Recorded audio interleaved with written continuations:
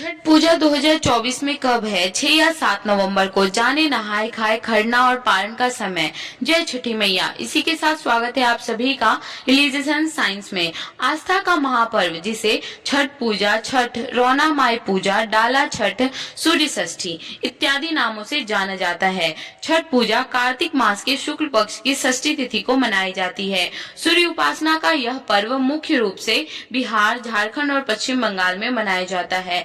भारत का एकमात्र ऐसा पर्व जो अभी भी पारंपरिक तरीके से मनाया जाता है, जिसमें चूल्हे पर प्रसाद का बनना और बांस के बर्तन में भगवान सूर्य को अर्घ देना इत्यादि चीजें शामिल है। दिवाली के 6 दिन बाद आने वाला यह पर्व 4 दिवसीय पर्व है, जो कि कठिन और महत्वपूर्ण भी है। तो चलिए जानते हैं इस साल 2024 में किस दिन मनाई जाएगी छठ पूजा। हर साल छठ पूजा दिवाली के 6 दिन बाद मनाई जाती है, लेकिन पंचांग के अनुसार इस वर्ष कार्तिक मास के शुक्ल पक्ष की षष्ठी तिथि का प्रारंभ 7 नवंबर को देर रात 12:41 पर शुरू होगी और इसका समापन 8 नवंबर को देर रात 12:34 पर होगा। ऐसे में 7 नवंबर गुरुवार को दिया जाएगा भगवान सूर्य को संध्या अर्घ और सुबह का अर्घ अगले दिन 8 नवंबर शुक्रवार को दिया जाएगा। नहाए खाए 5 नवंबर मंगलवार के दिन होगा।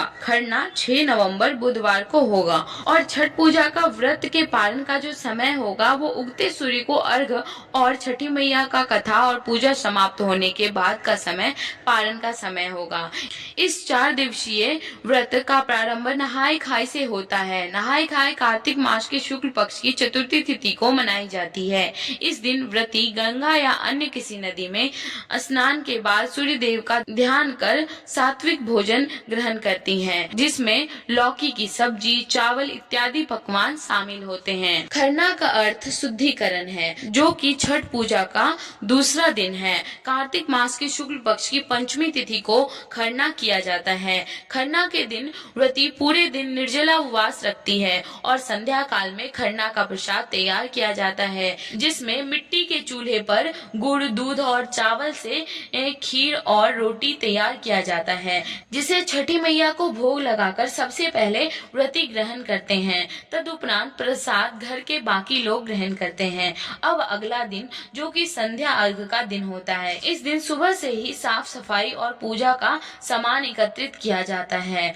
और छठ महापर्व का महाप्रसाद ठेकुआ, भुसुआ इत्यादि पकवान बनाए जाते हैं और सूर्य अस्त होने से पहले नदी के किनारे जा व्रती जल में प्रवेश कर सूर्य देव को अर्घ देती हैं और सूर्य देव अस्त होने के बाद सूर्य उदय का बेसब्री से इंतजार किया जाता है। फिर सूर्य उदय होने से पहले ही व्रती जल में जाकर सूर्य देव का इंतजार करती हैं और उदय होने पर सूर्य देव को अर्घ दे जल से बाहर आ छठी मैया का कथा सुनती हैं और सबसे आशीर्वाद ले घर को जाती है। इसी तरह छठ पूजा का चौथा दिन और छठ पूजा दोनों ही समाप्त होता है।